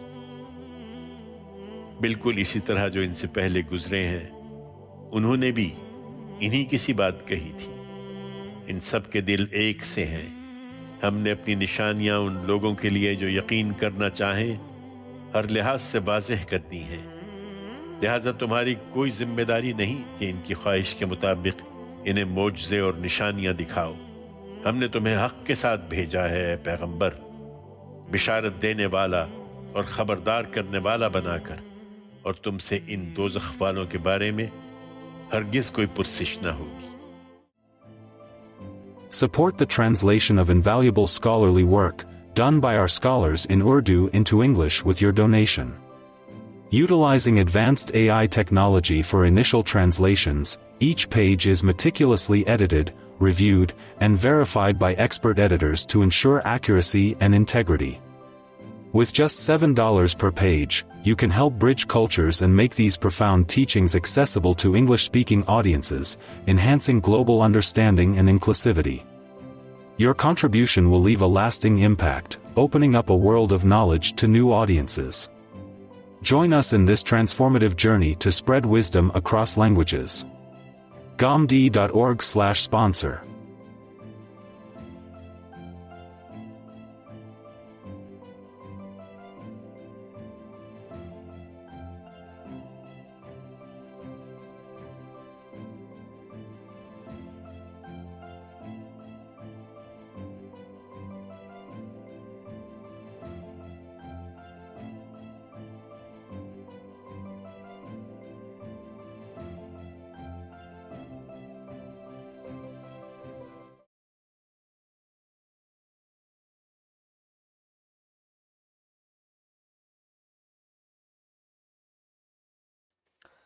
बिस्मिल्लाहिर्रहमानिर्रहीम। अस्सलाम वालेकुम। गामदी साहब के साथ हफ्ता वार सवाल और जवाब की बरह रास्त नशिश को लेकर और फिर डेली असम्बली का गामदी सेंटर से हाजिर खिदमत आगाज़ करते हैं। हमसे बहुत शुक्रिया आपके वक्त का। हम सब मसला फ़लस्तीन, तारीख़ी पस मंज़र क्या है, ख़ित्ते की दीनी हैसियत क्या है, अब तक वहाँ पिछले 40-50 सालों में क्या हुआ है, इस सब को बड़ी तफसील से हम ज़ेर बहस लेकर आए हैं। तफसीली सीरीज़ है फ़लस्तीन के मसले पे, वहाँ पर देखा जा सकता है उसको। मुसलमानों से माजी में क्या इस बाब में गलतियाँ हुई हैं, उस पर भी गांधी साहब की क्या तनकीद है, वो भी सब जान सकते हैं। मैं सिलसिला गुफ्तगू को आगे बढ़ाकर ये जानना चाहता हूँ कि इस वक्त जो सूरत हाल पैदा हो चुकी है, 40,000 के करीब निहत्ते बेगुनाह मुसलमानों का खून बहाया गया है, कश्त खून का बाजार गर्म हुआ, जुल्म और बर्बरियत की एक तारीख़ रकम हुई। हम सब इस सब के बाद आलमी ज़मीर खामोश है, मुसलमान ममालिक खामोश हैं, अरब ममालिक खामोश हैं। अमेरिका के अंदर हमें एक रमक नज़र आई, मुख्तलिफ़ जामियात के अंदर यूनिवर्सिटी के तलबा ने अपनी मदद आप के तहत एक आवाज़ हक़ बुलंद की, एहतजाज हो रहा है। इस तरह के एहतजाज को आप कैसे देखते हैं? साथ साथ बाइकआउट की भी एहतजाज जारी है, उसके बारे में भी हम देखते हैं कि मुसलमान ममालिक ने उन मसनूआत को तर्क कर दिया जिनका बरह रास्त बिलवास्ता ताल्लुक़ था इसराइल की मदद मुआवनत से। वे आउट क्या है आपकी नज़र में? इस वक्त मुसलमान परेशान हैं, कुछ लोग अपने ताल्लुक़ का इजहार करना चाहते हैं, वो कहते हैं चलो तलबा ही की मदद कर दें जो कम से कम जामियात में बैठ गए हैं। आपकी नज़र में कोई हल है जिसको आगे बढ़कर कोई स्टेक होल्डर अगर अपनाए तो मसला ख़त्म हो सकता है? इसमें तो कोई शुबा ही नहीं कि ये बड़ी तकलीफ दह सूरत हाल है। हज़ारों लोगों का मारा जाना, उनमें बच्चे हैं, उनमें औरतें हैं, अस्पतालों में ज़ेर इलाज मरीज़ हैं। जिस तरह की तबाही और बर्बादी हुई है, और इसराइल ने जंग को जैसे नस्ल कुशी बनाया है, तारीख़ इंसानी में इससे पहले उसकी मिसालें हैं, लेकिन कभी कभी सामने आती हैं। ये ख्याल नहीं होता कि इस ज़माने में भी नौबत यहाँ तक पहुँच गई, लेकिन पहुँची है। हम इससे पहले बोस्निया वगैरह में भी इस तरह की कुछ चीज़ें देख चुके हैं। ये बहुत तकलीफ दह है, इसमें कोई शक नहीं। ये सब क्यों हुआ, इसका पस मंज़र क्या है, इसकी तारीख़ी हैसियत क्या है, वो हम ज़ेर बहस ला चुके, उसको दोहराने की ज़रूरत नहीं है। इस वक्त इसके 2-3 पहलू हैं जिनकी तरफ बहुत दर्दमंदी के साथ तवज्जो दिलानी चाहिए। ये सब बातें दर्दमंदी, खैरखाई के जज्बे से कही जाती हैं।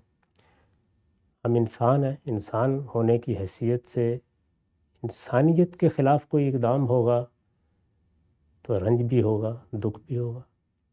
इसी तरह से मुसलमान हैं तो मुसलमान भाइयों को कोई तकलीफ़ पहुंचेगी तो मज़हबी रिश्ते से ज़्यादा तकलीफ़ दह हो जाएगी।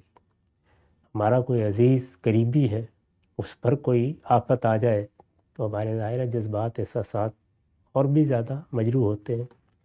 तो ये सब चीज़ें बिल्कुल फ़ितरी हैं। इनमें अगर अपने रंज का इजहार किया जाए, ये किसी तहरीर की सूरत में है, तकरीर की सूरत में है, इसमें कोई मुज़ाहरा किया जाता है, एहतजाज किया जाता है, दुनिया को तवज्जो दिलाई जाती है, उसके मौक़े मौजूद हैं, तो ये सब चीज़ें की जा सकती। यहाँ अगर तलबा ये कर रहे हैं तो अपना यही हक़ अदा कर रहे हैं। हमारे मुल्कों में भी कुछ थोड़ी बेदारी है।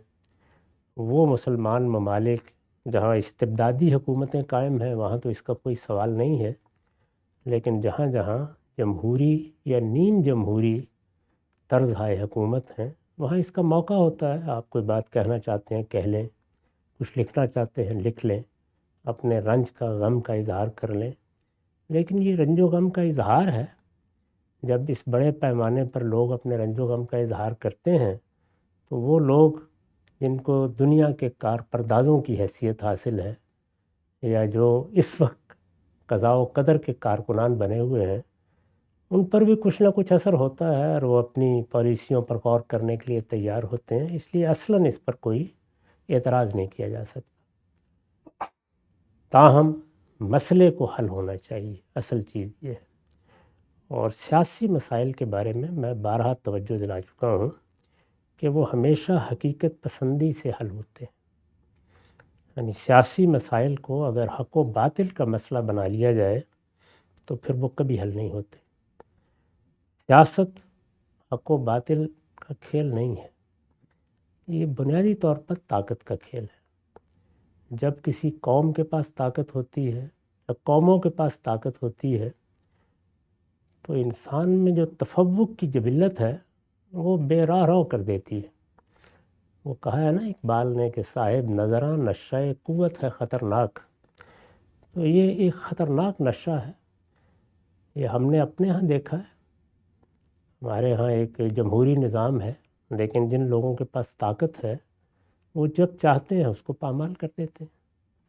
اسی طرح کا معاملہ گرد و پیش کی ریاستوں میں ہوتا رہتا ہے۔ دنیا میں تسلیم کر لیا گیا یہ کہ قوموں کو حق خود ارادی حاصل ہے، یعنی اگر کسی جگہ کوئی قومیت ہے، قومیت کے کسی بھی مفہوم میں، زبان، نسل، رنگ، ثقافت، اور وہ یہ مطالبہ کرتی ہے کہ ہمارے پاس ایک علاقہ بھی ہے، ہم اپنی علیحدہ حکومت قائم کرنا چاہتے ہیں، تو یہ حق مان لیا گیا ہے کہ انہیں ملنا چاہیے۔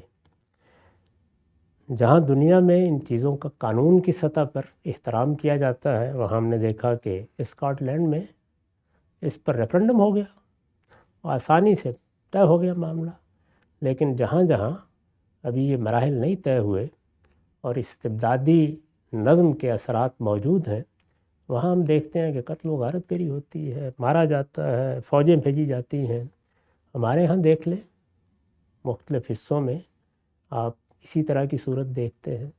بھارت یہی معاملہ کشمیریوں کے ساتھ کر رہا ہے، تو یہ سب چیزیں اسی طرح ہوتی ہیں، درا حالے کہ یہ بات طے ہو گئی ہے دنیا میں کہ قوموں کو حق خود ارادی حاصل ہے۔ تو اس لیے میرے نزدیک جو دنیا کی اس وقت بنیادی اقدار ہیں وہ اقدار بڑی مشکل سے سیاسی اقدار کی صورت اختیار کر چکی ہیں، ان کو اصول میں مان لیا گیا ہے۔ ہم فوراً اصل میں ان کے اختلاف یا ان کے خلاف یا ان کی خلاف ورزی کی مثالیں دینا شروع کر دیتے ہیں۔ وہ ہمیشہ دی جاتی رہیں گی اور وہ مثالیں پیدا بھی ہوتی رہیں گی، لیکن یہ بہت بڑی تبدیلی ہے اور دنیا میں اس پچھلی صدی میں ہوئی ہے کہ کچھ چیزوں کو سیاسی اقدار کی حیثیت حاصل ہو گئی ہے۔ یعنی اب وہ چیزیں ہیں کہ جن کی بنیاد پر گفتگو ہو سکتی ہے، بات ہو سکتی ہے، احتجاج ہو سکتا ہے، کچھ لکھا جا سکتا ہے، حکومتوں کے سامنے کوئی بات پیش کی جا سکتی ہے، دنیا کی بڑی طاقتوں کو توجہ دلائی جا سکتی ہے۔ وہ میں نے ہمیشہ گزارش کیا کہ چار ہی ہیں، یعنی جمہوریت کی بنیاد پر فیصلے ہونے چاہیے، جہاں جہاں نزاعات ہیں وہاں جمہوری اصولوں پر نظم قائم ہونا چاہیے، یہ پہلی چیز ہے۔ دوسری یہ کہ انسان کے بنیادی حقوق پامال نہیں ہونے چاہیے، نہ امن کی حالت میں نہ جنگ کی حالت میں۔ جنگ کے بارے میں بھی بہت کچھ ضابطے بن گئے ہیں، ہمارے ہاں بھی ہماری فقہ میں آداب القتال کے باب رہے ہیں، اس میں بتایا جاتا ہے کہ جنگ کوئی وحشت کا اظہار نہیں ہے، جنگ ظلم کے خلاف کرنا پڑ جاتی ہے، تو اس میں بھی انسان کے بنیادی حقوق اس طرح پامال نہیں کیے جاتے۔ تو یہ دوسری چیز ہے، اس کو بھی دنیا بھر میں مان لیا گیا ہے۔ یہ آپ جانتے ہیں کہ انہی کی بنیاد پر اقوام متحدہ کا منشور وجود میں آیا۔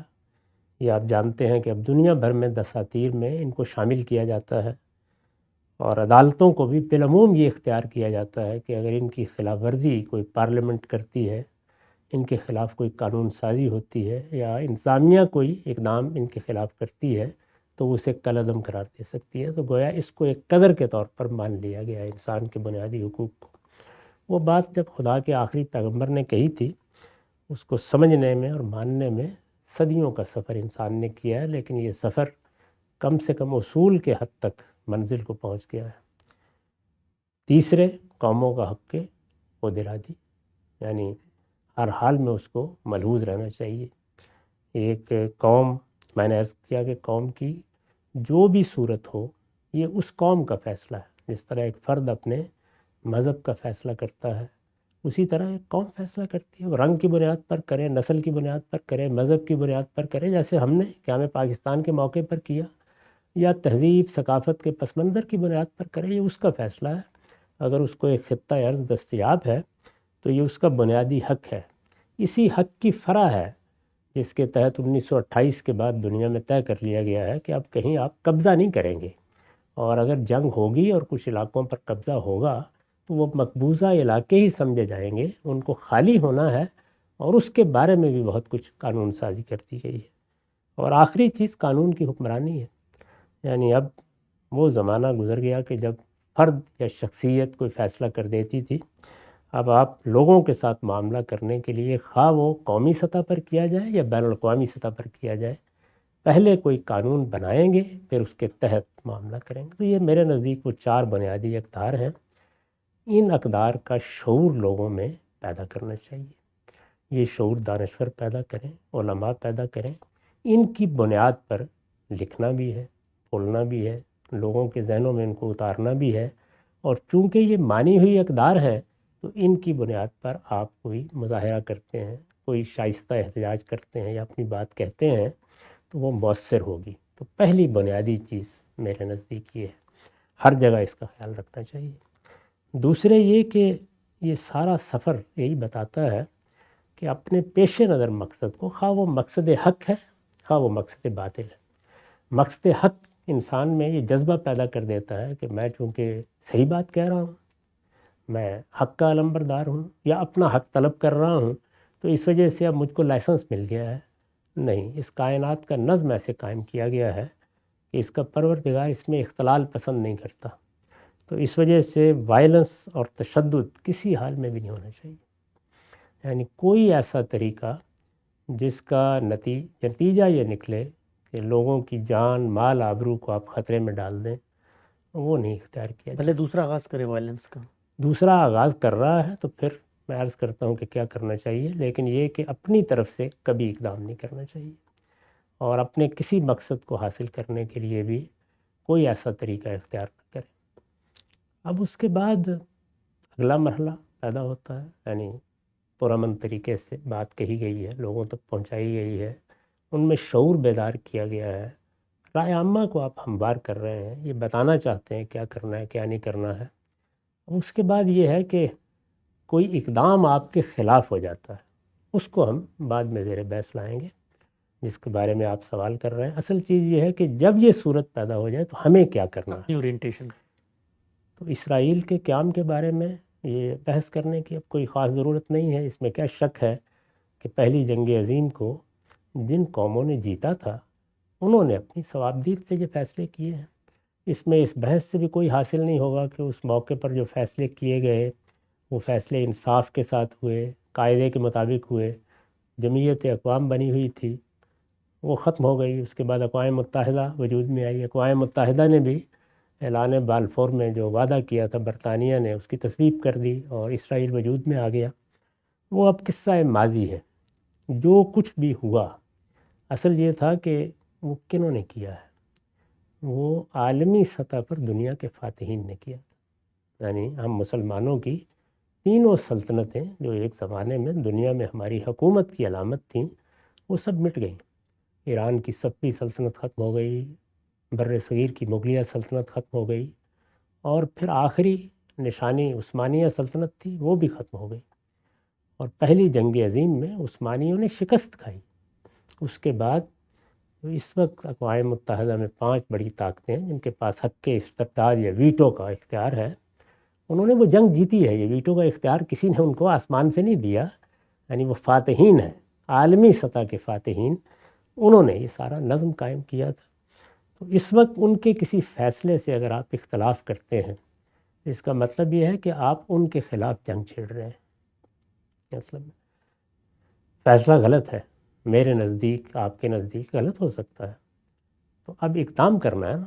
تو میں نے عرض کیا کہ آپ اپنی بات کہتے ہیں، مطالبہ کرتے ہیں، احتجاج کرتے ہیں، پرامن ذرائع سے اپنی بات پہنچاتے ہیں، اقدار کا حوالہ دے کے رائے عامہ کو ہموار کرتے ہیں۔ اندرونی طور پر یورپ کی حکومتیں ہیں یا امریکہ کی حکومتیں ہیں، یہاں چونکہ بات کہی جا سکتی ہے، جمہوری اقدار کو مانا جاتا ہے، تو جو ذرائع بھی ہو سکتے ہیں وہ آپ ضرور اختیار کریں، لیکن وائلنس کا طریقہ آپ اختیار کریں گے تو اس کے معنی ہیں، اور وہ معنی ہیں جو میں نے سمجھانے کی کوشش کی ہے۔ اس کا مطلب یہ ہے کہ آپ عالمی سطح کی قوتوں کو چیلنج کر رہے ہیں۔ یہ یہ فیصلہ علاقائی ان کا مسئلہ نہیں اب ہے۔ یہ علاقائی مسئلہ اصل میں ہے نہیں، اور یہ صرف یہ نہیں کہ اسرائیل کا معاملہ علاقائی مسئلہ نہیں ہے، بلکہ جو نظم انہوں نے بنایا تھا اس کے تحت ہی لکیریں کھینچ کر یہ عراق، شام نئے ملک بن گئے تھے۔ کبھی تاریخ پڑھ کے دیکھیں، یہ سب نقشے پر بیٹھ کر کھینچی گئی لکیریں ہیں جس سے یہ ملک بنے ہیں۔ ہمارا ملک بھی ایسے ہی بنا تھا۔ تو عالمی طاقتوں کے فیصلے ہیں جو انہوں نے کیے تھے، ان میں سے کسی فیصلے کو بھی آپ تبدیل کرانا چاہتے ہیں تو اپنے اوپر نگاہ ڈال لیں۔ چنانچہ مسلمانوں کی سیاسی قیادت تو بتدریج یہ بات سمجھ گئی ہے، یعنی شروع میں سیاسی قیادت کا رد عمل بھی وہی تھا۔ یہ جانتے ہیں آپ کے 2-3 مرتبہ بعض ملکوں نے حملہ کیا، اس کے نتائج دیکھ لیے کیا نکلے۔ تو یہ بات سیاسی قیادت تو کم و بیش مان چکی ہے، مذہبی قیادت کی سمجھ میں یہ بات نہ اس وقت آئی تھی نہ ابھی آ رہی ہے، اور وہی در حقیقت اس طرح کی باتیں کرتے ہیں کہ اب ہم بائیکاٹ کر کے کوئی فائدہ حاصل کر لیں گے، جہاد کر کے کوئی فائدہ حاصل کر لیں گے۔ یہی وجہ ہے کہ جب حماس نے حملہ کیا تو عمومی طور پر مذہبی قیادت کی طرف سے اس کی تصویب کی گئی، بلکہ یہاں تک بعض بڑے اہل علم نے کہا کہ نہیں، جنگ بندی نہیں ہونی چاہیے جنگ بندی، اور پھر نتیجے نکلتے چلے گئے۔ تو یہ مذہبی قیادت کا نقطہ نظر ہے، میں اس نقطہ نظر کو ابتدا سے بالکل غلط سمجھتا ہوں۔ میرے نزدیک اصول وہی ہے کہ آپ ٹھیک جائزہ لیں گے حقیقت کا کہ کیا اس وقت آپ مخالف قوت سے اپنا حق لے سکتے ہیں۔ اگر تو اس کا کوئی امکان ہے تو چلیے کوئی جد و جہد کا نقشہ بناتے ہیں، لیکن اگر کوئی امکان ہی نہیں ہے تو پھر یہ خودکشی ہوگی، تو خودکشی کی اسلام میں اجازت نہیں ہے۔ اس طرح کے موقعوں پر آپ کو جو حقیقت ہے اس کو سامنے رکھ کر لائے عمل بنانا ہوتا ہے، اور وہ لائے عمل یہی ہوتا ہے کہ جو کچھ آپ کو اس طرح کی فتوحات کے نتیجے میں جو صورتحال پیدا ہوئی، یعنی عالمی سطح پر مسلمان شکست کھا گئے اور بعض دوسری قومیں بھی، تو اب آپ کو یہ فیصلہ کرنا ہے کہ اس شکست خوردگی کے بعد کیا آپ اس پوزیشن میں ہیں کہ آپ لڑ سکیں؟ نہیں ہیں تو پھر جو کچھ ملا ہے اس پر اللہ کا شکر ادا کیجیے اور اپنی تعمیر میں لگ جائیے۔ میرا پیغام یہی ہے، علم و اخلاق کے لحاظ سے اپنی تعمیر کا کام کریں۔ جب آپ دنیا کے سامنے کھڑے ہونے کے قابل ہو جائیں گے، اس وقت بیٹھ کے غور کریں گے کہ اب کیا کرنا ہے۔ اس وقت ان میں سے کوئی اسٹریٹجی، کوئی حکمت عملی، کوئی اقدام بھی کامیاب نہیں ہو سکتا۔ یہ پچھلے 200 سال کی تاریخ ہے۔ اس میں آپ جب اقدام کریں گے، ٹیپو سلطان کرے گا، شکست کھائے گا، سراج الدولہ کرے گا، شکست کھائے گا، مہدی سوڈانی کرے گا، شکست کھائے گا، ملا عمر کریں گے، شکست کھائیں گے، سید احمد شہید کریں گے، شکست کھائیں گے، 4 ملک مل کے اسرائیل پر حملہ کریں گے، شکست کھائیں گے، حماس کرے گی، شکست کھائیں گے۔ تو اس وجہ سے اگر شکست کھانا کوئی نیکی کا کام ہے تو کرتے رہیے، الحمدللہ۔ سب نقطہ بالکل واضح ہو گیا۔ آپ کا یہ پیغام اگرچہ مختلف زاویوں سے لوگوں کے سامنے آتا رہتا ہے، لیکن آج بڑی تفصیل سے اور بالکل ٹو دا پوائنٹ سامنے آیا کہ مسئلہ فلسطین میں کرنے کے کیا کام ہے۔ ہم سب یہ بات جب آپ کرتے ہیں، کچھ مذہبی قیادت ہی کی طرف سے کچھ باتیں کہی جاتی ہیں، میں چاہتا ہوں ذرا ٹو دا پوائنٹ اختصار کے ساتھ ان پہ کمنٹ کر کے ہم خاتمے کی طرف بڑھیں۔ ایک بات یہ کہی جاتی ہے کہ یہ جو پورا کا پورا ایک طرح کا فلسفہ پیش کرتے ہیں غامدی صاحب، یہ مثال کے طور پہ کل کلاں اگر مکے پر حرم پر بھی انہی عالمی طاقتوں کا قبضہ ہو گیا تو وہاں پر بھی ہم یہ کہیں گے کہ جی یہ تو طاقت ہوتی ہے، سیاسی معاملات میں تو آئیڈیلزم سے نکلنا چاہیے اور عملی افادیت کو دیکھنا چاہیے اور جو ممکنات ہیں وہاں جانا چاہیے. فلسطین کا مسئلہ کسی عام خطہ ارض کا مسئلہ نہیں ہے، وہاں پر ہمارا قبلہ ہے، وہاں پر قبلہ اول، وہاں پر مسجد اقصیٰ ہے، اس سرزمین کی ایک روحانیت، اس سرزمین کا انبیاء کے ساتھ ایک تمسک، ایک تعلق. تو یہ پوری باتیں جو دنیا کے عام خطوں کے بارے میں کرتی جاتی ہیں، یہ فلسطین کے بارے میں کیسے کی جائیں گی؟ اور اگر آج یہ کہیں گے تو کل کے آپ سعودی عرب کے بارے میں بھی یہ کہیں گے؟ رسول اللہ صلی اللہ علیہ وسلم کی بعثت ہوئی تو حرم پر مشرکین کا قبضہ تھا، اس میں 360 بتایا جاتا ہے بت رکھے ہوئے تھے. خدا کا آخری پیغمبر ان کے درمیان میں کھڑا ہو کر واز بھی کرتا تھا، نماز بھی پڑھتا تھا. اس لیے یہ کیا باتیں ہیں؟ صلح حدیبیہ میں کس کا قبضہ تھا؟ خدا کا آخری پیغمبر اپنے ساتھ اپنے صحابہ کو لے کر آیا تھا، انہوں نے داخل بھی نہیں ہونے دیا. یہ سب حالات دنیا میں پیش آتے ہیں. یہ جو ہیکل سلیمانی ہے یہ کس کا گھر تھا؟ خدا کا گھر تھا، خدا کے پیغمبر کا بنایا ہوا ہے. اللہ تعالیٰ نے زمین پر جن 3 مسجدوں کو خصوصی حیثیت دی ہے، مسجد حرام، مسجد نبوی اور بیت المقدس، ان میں شامل ہے. 2 مرتبہ جو کچھ اس کے ساتھ ہوا ہے اس کا ذکر خود قرآن کرتا ہے، سورہ بنی اسرائیل میں دیکھ لیجیے. اور یہ کہتا ہے کہ جس قوم نے ہماری ساتھ بے وفائی کی اس کو سزا دینے کے لیے ہم لوگوں کو اٹھا کر لے آئے. انہوں نے قوم کو بھی جو کچھ کیا سو کیا اور ان کے اس حرم کو بھی بالکل برباد کر دیا. ایک تعصب کا لفظ بھی قرآن میں نہیں. تو جس وقت ہم اس کے مستحق ہو جائیں گے خدا نخواستہ، اور خدا نخواستہ پھر ایسی سزائیں بھی ملتی ہیں. ان سے اللہ کی پناہ مانگنی چاہیے. رسول اللہ نے بھی اس وقت اقدام کیا تھا جب یہ واضح ہو گیا تا کہ اب اقدام کامیاب ہو جائے. اچھا، ہم سے ایک اور بات کہی جاتی ہے کہ یہ جو پورا کا پورا بیانیہ ہے، یعنی ایک غاصب ہے، جابر ہے، طاقت اس کے ہاتھ آ گئی ہے، اب اس نے لکیریں کھینچ کے ظلم کے فیصلے کر دیے ہیں. اب غامی صاحب بات کرتے ہیں آئیڈیلزم سے نکلیں اور پریکٹیکل صورتحال میں آئیں. تو اگر ہمارے 40,000 آج مر گئے، 40,000 اور مار دیں گے، لیکن کم سے کم تاریخ کے صفحات پر اس روشن ضمیر کے ساتھ کھڑے ہوں گے کہ ہم نے باطل کے خلاف آواز حق بلند کی تھی، اس کے لیے ہماری نسلیں بھی قربان ہو گئیں، بھلے خطہ ارض بھی ہم سے چلا جائے، جو زمین تھوڑی بہت ہمیں دی جا رہی ہے وہ بھی ہمیں نہیں چاہیے، لیکن ہم تاریخ میں جینا چاہتے ہیں یہ کہہ کر کہ ہم نے حق کے آگے ایک سیسا پلائی ہوئی دیوار کی طرح کھڑے ہو کے اپنی مدافعت کی ہے.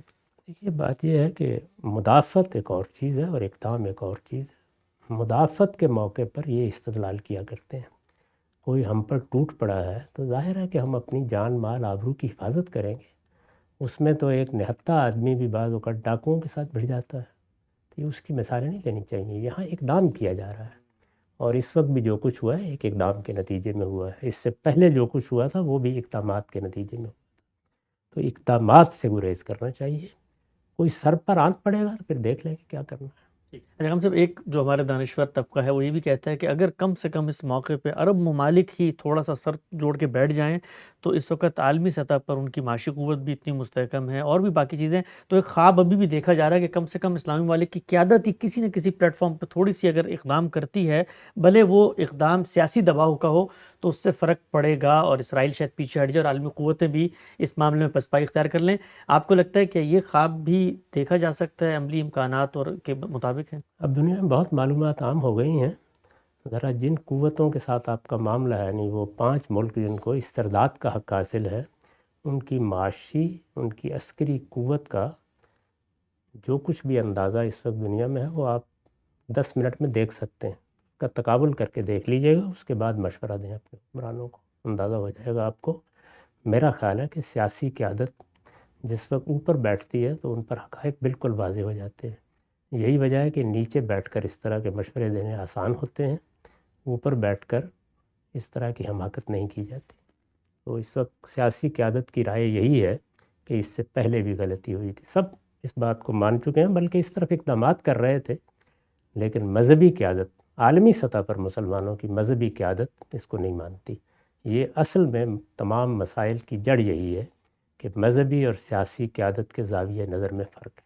بالکل واضح ہو گیا مسئلہ فلسطین کا جو واحد الغام سب تجویز کرتے ہیں مذہبی قیادت کی غلط اسٹریٹجی، اس میں جب تک تبدیلی نہیں ہوگی تو کوئی بھی کاوش اس قوم کے حق میں سود مند نہیں ہو سکتی. وقت یہاں پہ ختم ہوتا ہے، دوبارہ حاضر خدمت ہوں گے. اب تک آپ کے وقت کا بہت شکریہ.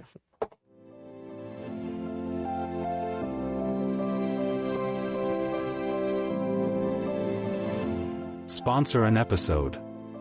Producing, editing, and streaming each session's episode requires significant dedication and hard work. By sponsoring episodes, you're making a meaningful and enduring impact. Furthermore, you can choose to dedicate your sponsorship in honor or memory of someone special, giving a unique and personal significance to your support.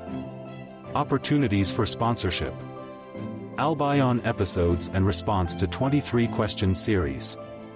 Sponsor now, gomd.org/sponsor.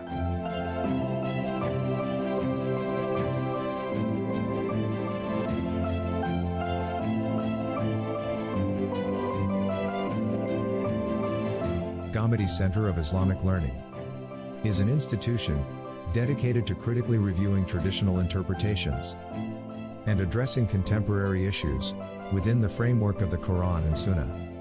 Through various initiatives, such as YouTube conversations, lectures, seminars, publications, and online resources, we aim to reform the Muslim religious thought by reviving and restoring the Quran and Sunnah's priority as the guiding lights of Islam's core.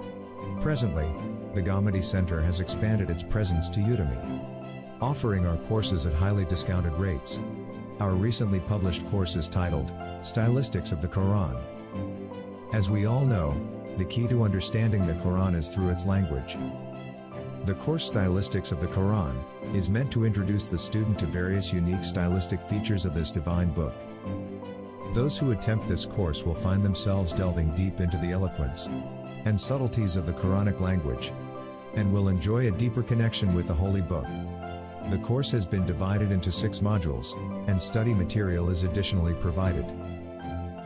Enroll today through the link provided in the description, and learn the stylistics of the Quran.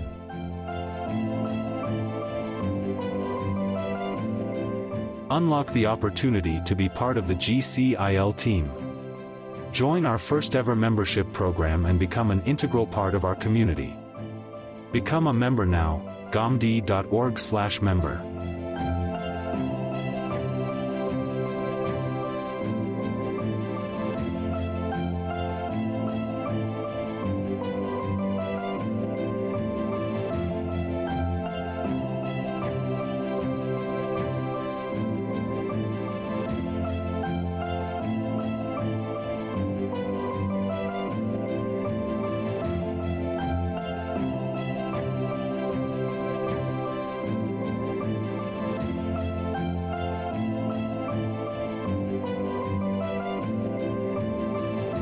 Delve into the spiritual and intellectual richness of the Quran with GCIL's animated Urdu translations.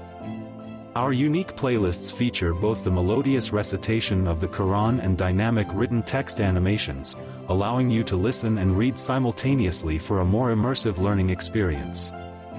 These carefully crafted animations enhance understanding and retention, making the sacred messages more accessible and engaging.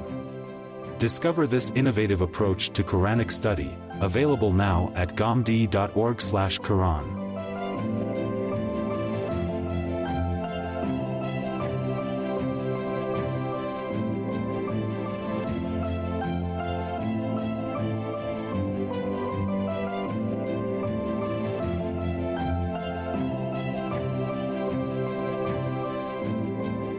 Support the translation of invaluable scholarly work, done by our scholars in Urdu into English with your donation. Utilizing advanced AI technology for initial translations, each page is meticulously edited, reviewed, and verified by expert editors to ensure accuracy and integrity. With just $7 per page, you can help bridge cultures and make these profound teachings accessible to English-speaking audiences, enhancing global understanding and inclusivity. Your contribution will leave a lasting impact, opening up a world of knowledge to new audiences. Join us in this transformative journey to spread wisdom across languages. gomd.org/sponsor.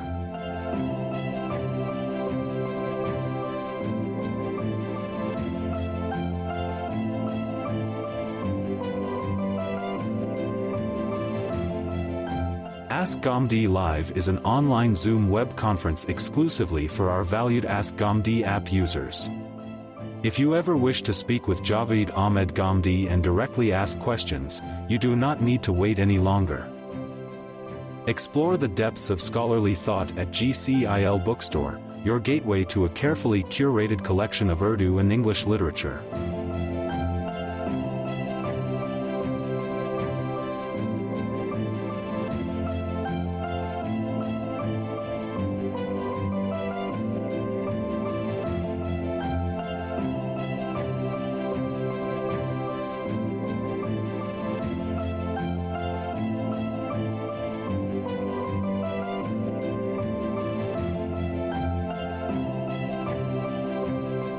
Featuring the enlightening works of renowned scholars like Javed Ahmed Ghamdi, our bookstore offers a unique blend of knowledge and inspiration tailored to both avid readers and seekers of truth.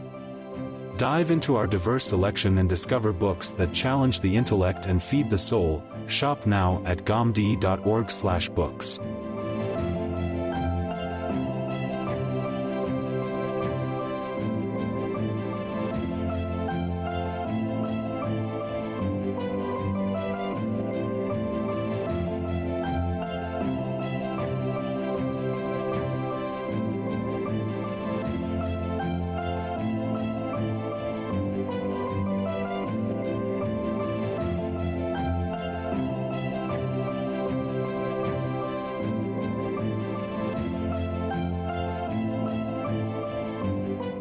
Sponsor audiobook creation.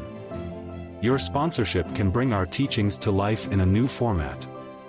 By funding the creation of an audiobook, you help us reach audiences who prefer audio learning. ghamdi.org/sponsor.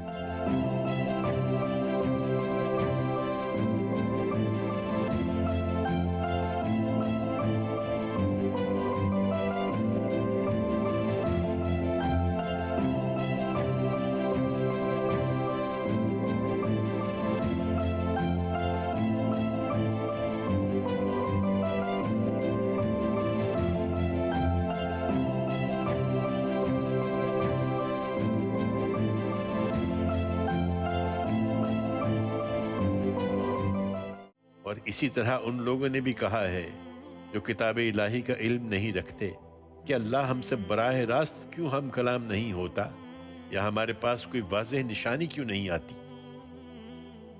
बिल्कुल इसी तरह जो इनसे पहले गुजरे हैं उन्होंने भी इन्हीं की सी बात कही थी। इन सब के दिल एक से हैं। हमने अपनी निशानियां उन लोगों के लिए जो यकीन करना चाहें हर लिहाज से वाज़ेह कर दी हैं। लिहाजा तुम्हारी कोई जिम्मेदारी नहीं कि इनकी ख्वाहिश के मुताबिक इन्हें मोजज़े और निशानियां दिखाओ।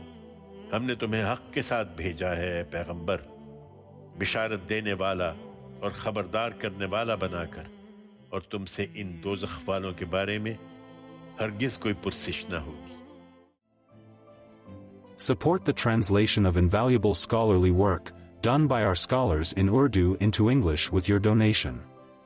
Utilizing advanced AI technology for initial translations, each page is meticulously edited, reviewed, and verified by expert editors to ensure accuracy and integrity. With just $7 per page, you can help bridge cultures and make these profound teachings accessible to English-speaking audiences, enhancing global understanding and inclusivity. Your contribution will leave a lasting impact, opening up a world of knowledge to new audiences. Join us in this transformative journey to spread wisdom across languages. ghamdi.org/sponsor